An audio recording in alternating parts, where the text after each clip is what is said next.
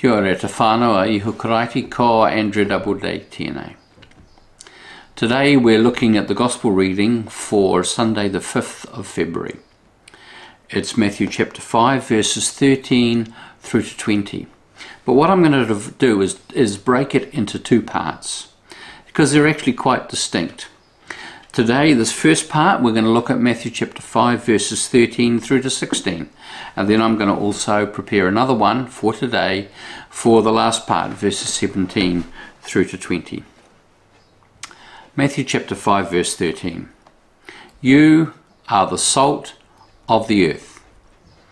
But if salt has lost its taste, how can its saltiness be restored? It is no longer good for anything, but is thrown out and trampled underfoot. You are the light of the world. A city built on a hill cannot be hid. No one, after lighting a lamp, puts it under a bushel basket, but on the lampstand, and it gives light to all in the house. In the same way, let your light shine before others, so that they may see your good works and give glory to your Father in heaven. You are the salt of the earth. Yes, you and me. We, salt of the earth. This is not about being uncomplicated, decent human beings, although that's part of it. Neither is it about being irritated, annoying people who will rub salt in the wound and always be on everyone else's case, who think it's their job to put the world to rights, especially those around them, haranguing people to get with the program, pointing out their deficiencies and their need for Jesus. Being salt doesn't require us to be negative and critical. And I think for a lot of us, that's kind of embedded somewhere in our psyche. Salt is an enhancer. It was used as a preservative in Jesus' time. They didn't have refrigerators, and meat in particular would go off very quickly. So what they did, as far as I understand, was that they rubbed a lot of salt into it, and the meat was then dried, and it would last much, much longer. Useful for much longer. So in this sense, being salt is positive, in being committed to others and in helping them to go the distance. But wait, there's actually more. I really like the way that Eugene Peterson puts it in the Message. He says this: let me tell you why you are here. You're here to be salt seasoning that brings out the God flavours on this earth. If you lose your saltiness, how will people taste godliness? Listen to those words again. To be salt seasoning that brings out the God flavours. Imagine seeing others through God's eyes and wanting the best for them.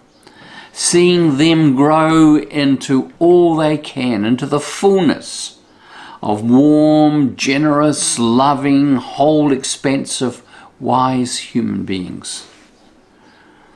Rather than a critical heart, one that is committed to their growth and well-being, expanding into the fullness of their God-given giftedness and destiny. The salt seasoning enhances their flavours. I want you to just remember and notice how flat food can taste when the salt is missing. It's dull and uninteresting. Adding just the right amount of salt doesn't make it taste salty. It makes it taste more like itself. The nature of what it is, it draws it out. If it's meat, it tastes fuller and more meaty. More the kind of meat it actually is. If vegetable, fuller and more reflective of the vegetable itself. It draws it into a place of showing more fully what it is and what it can be like. So when describing us as salt, Jesus is encouraging us to draw the very best out of others.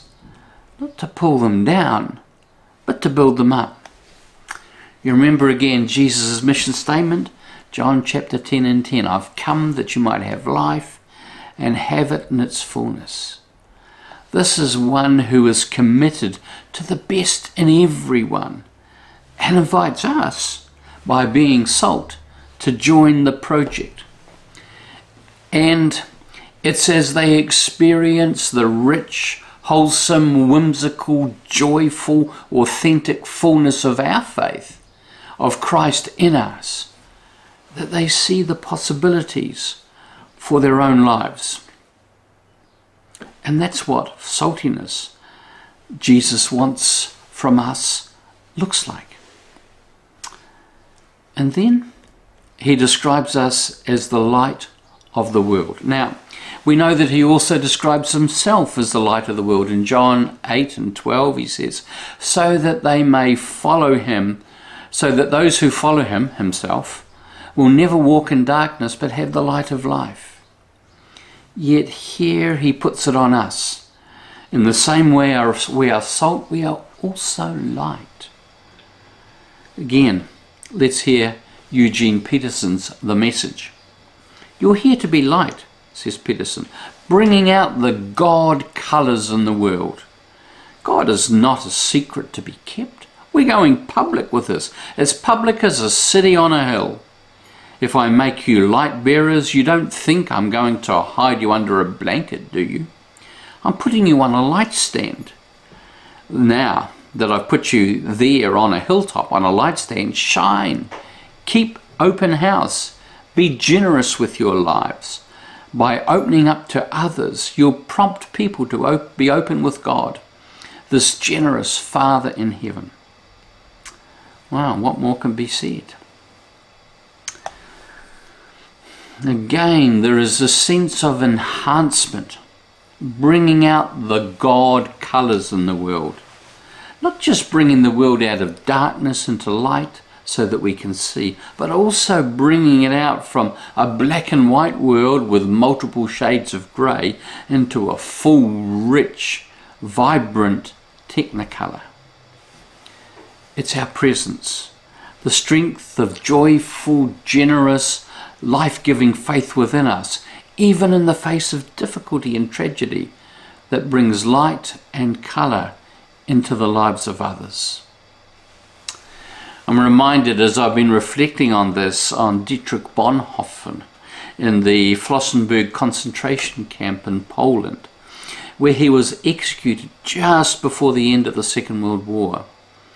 All the evidence is of one whose quiet, gentle and wise presence was such an inspiration and strength to other prisoners, especially the anxious and the depressed. He was the light of Christ, the light of the world in a very, very dark place. So this is us, salt and light. It's not as if Jesus is giving us a choice. He's simply stating a fact. What kind of salt, what kind of light are we being? Salt that has lost its saltiness and needs to be buried in the landfill? Light that we prefer to be hidden in a small, heavily curtained room with only us in it? Jesus is not inviting us into something onerous. It's about the richness of Him being experienced through us. And as we allow ourselves into this place, we also are transformed. Not just those around us. We're also changed. We find that greater richness of walking with Jesus as we're stepping out of fear into love, peace, and joy. Stepping out of the shadows into strength, into light, into life. So as we're called to be salt and light, not only are the lives of those around us enhanced, but our lives are as well. as they become more fully who God calls them to be, so we ourselves become more fully, more richly, more joyfully all that God intends for us. Be the salt you're called to be. Be the light you're called to be. It's good for all of us. Amen.